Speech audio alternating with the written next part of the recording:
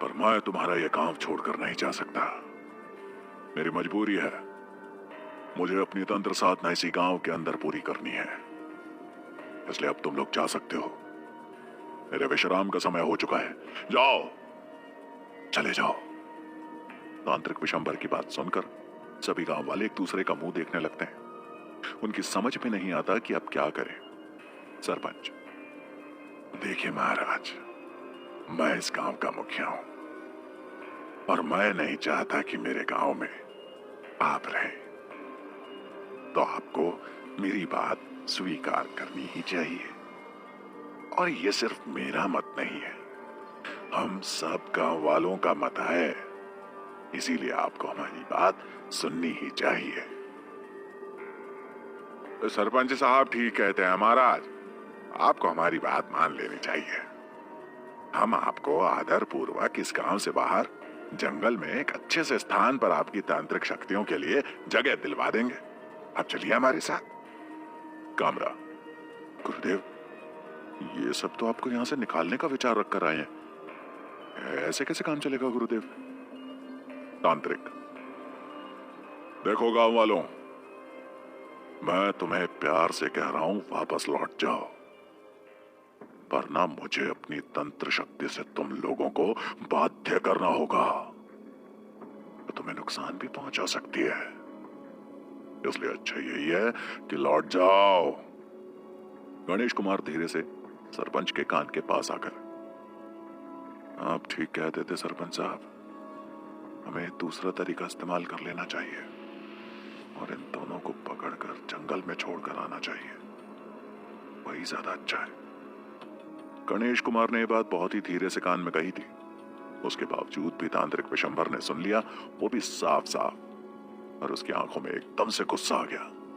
क्या कह रहे हो तुम? हम दोनों को पकड़कर जंगल में छोड़ाने की बात कर रहे हो? रुको, मैं तुम्हें अभी जंगल में पहुंचा देता हूं।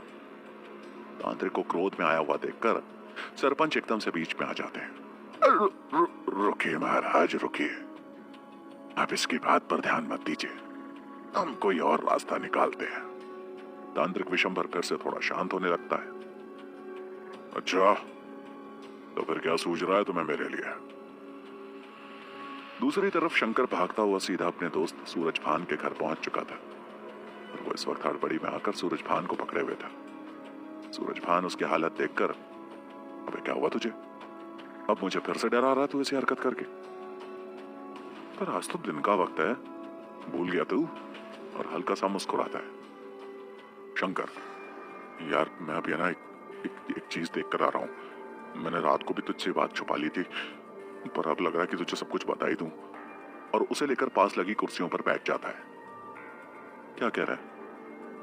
रात को तूने कुछ देखा था और तूने मुझसे वो बात छुपा ली थी, क्या बात है? जल्दी बता, मुझे तो बड़ा इंटरेस्ट है ऐसी बातों में और थोड़ा उतावला हो जाता है।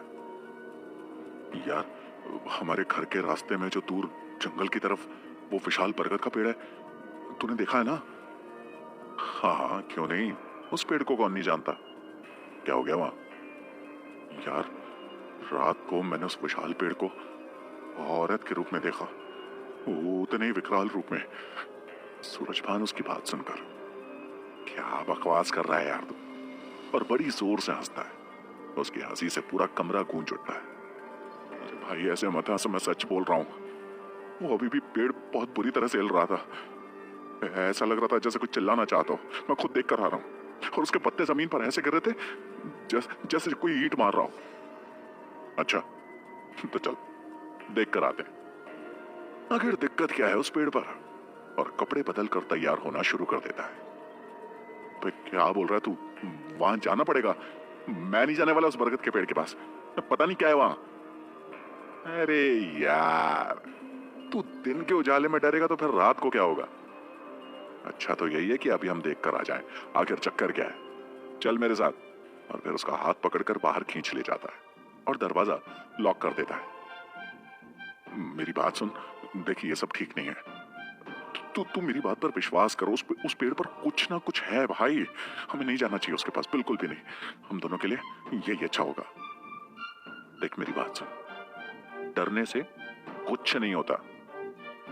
हिम्मत रख, हम पहले पास नहीं जाएंगे। हम अच्छी तरह से देख परख कर ही आगे बढ़ेंगे, ठीक है? समझा? चले अब। और फिर शंकर डरते डरते सूरजभान के साथ कदम से कदम मिलाकर चल पड़ता है। पर उसका दिल बड़े जोरों से धड़कने लगा था और वो वापस भाग जाना चाहता था। दूसरी तरफ सरपंच, तांत्रिक महाराज, अगर आप जंगल में तांत्रिक हवन नहीं करना चाहते तो हम आपको गांव से बाहर जंगल में कोई अच्छा स्थान उपलब्ध करवा देते हैं, जहां आप जब तक चाहें अपना तांत्रिक हवन कर सकते हैं। तांत्रिक, मुझे तुम्हारा यह प्रस्ताव स्वीकार नहीं। अब मैंने इस जगह पर अपना कार्य आरंभ कर दिया है और जब तक ये कार्य पूर्ण नहीं हो जाता तब तक मैं इस स्थान से बाहर नहीं जा सकता।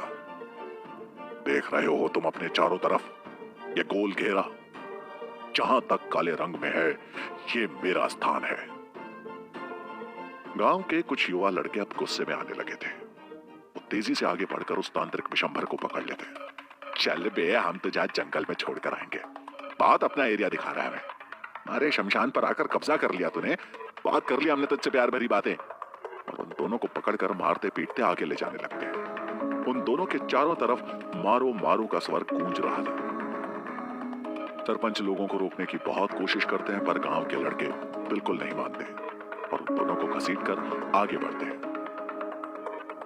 और अगले ही पल जैसे वहां बिजली सी कूद गई। उन्हें पकड़कर रखने वाले सभी लोग हवा में उड़कर इधर उधर जा गिरे।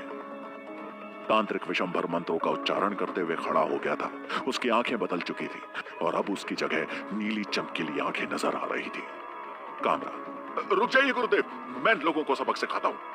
तांत्रिक कामरा को एक तरफ करता है और तुम सबने मेरे साथ जो किया, लगता है समय से पहले ही तुम्हें अब दंडित करना पड़ेगा।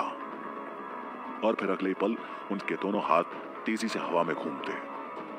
वहां खड़े सभी लोग कबूतर बनते चले जाते।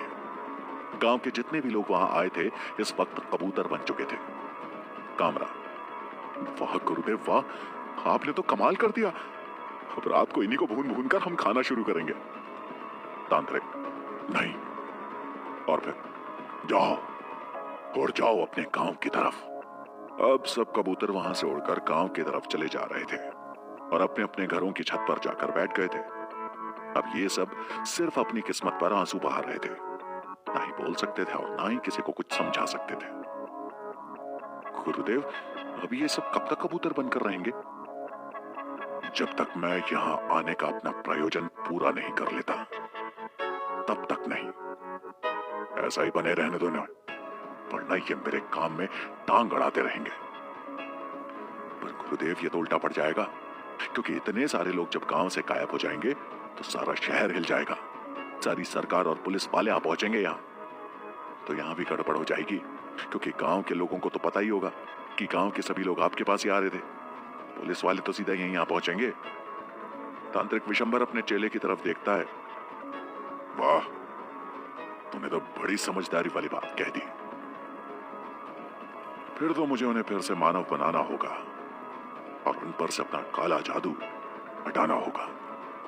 थोड़ी देर रुक जाइए गुरुदेव, इतनी भी क्या जल्दी है। थोड़े समय उन्हें वैसे ही घूमने दीजिए ताकि उनके अंदर इतना डर बैठ जाए कि वो फिर आपके सामने आने की हिम्मत ही ना कर सके।